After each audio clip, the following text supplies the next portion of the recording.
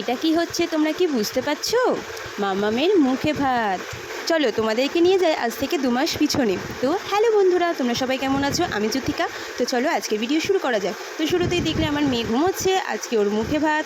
এদিকে সব কিছু গোছানো গাছানো চলছে, আর এদিকে লাঞ্চের জন্য ব্যবস্থা করা হয়েছে। তো এদিকে সব টেবিল সেট হয়ে গেছে।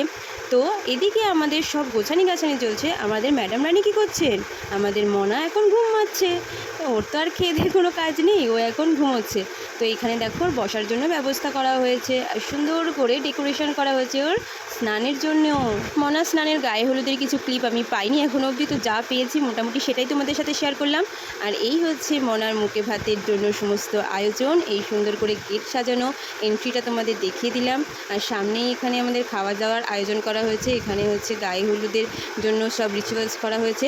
আমি মনার জন্য সব কিছু আস্তে আস্তে করে গুছিয়ে নিচ্ছি।